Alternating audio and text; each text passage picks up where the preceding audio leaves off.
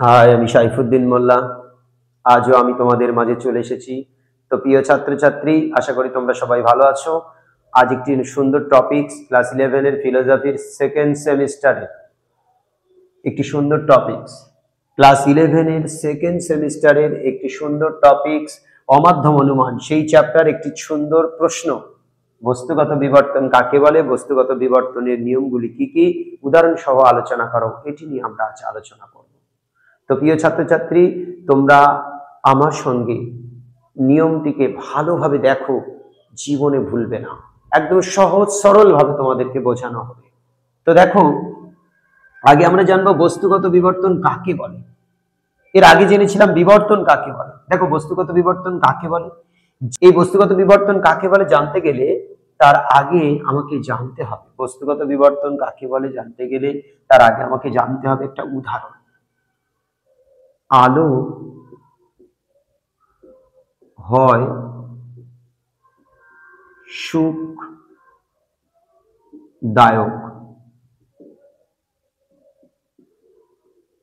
অন্ধকার হয় দুঃখদায়ক। দেখো, বস্তুগত বিবর্তন কাকে বলে না, বস্তুগত বিবর্তন কাকে বলে যে যে বিবর্তনে আশ্রয় বাক্যের উদ্দেশ্য ও বিধেয় পদের বিপরীত পদ সিদ্ধান্তে উদ্দেশ্য ও বিধেয় পদ হিসাবে বসে এবং যেখানে গুণ ও মানে অপরিবর্তিত থাকে, যেখানে গুণ ও মানে অপরিবর্তিত থাকে তাকে বলা হয় যে বস্তুগত বিবর্তন।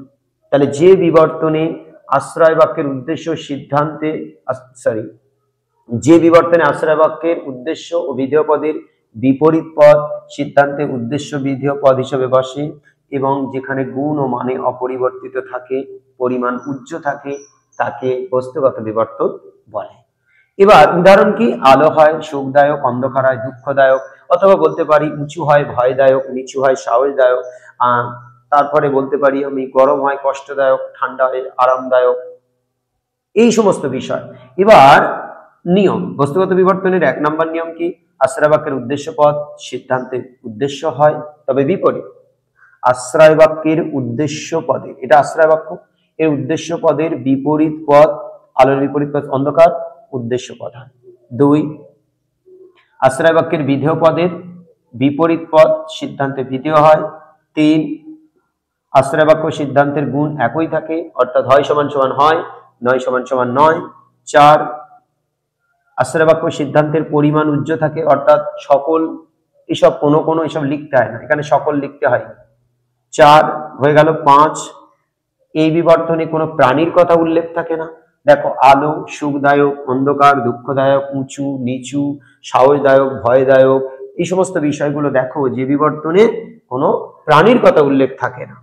এরপর কি, এই বিবর্তন করতে গেলে বাস্তব অভিজ্ঞতার উপর নির্ভর করতে হয়, অর্থাৎ আলোর বিপরীত অন্ধকার, সুখের বিপরীত দুঃখ, এই বিষয়গুলো না জানলে এই বিবর্তন হয় না। তাই আমরা বলতে পারি বস্তুগত বিবর্তন খুব সহজ এবং সরল, এটাকে মনে রাখার উপায়।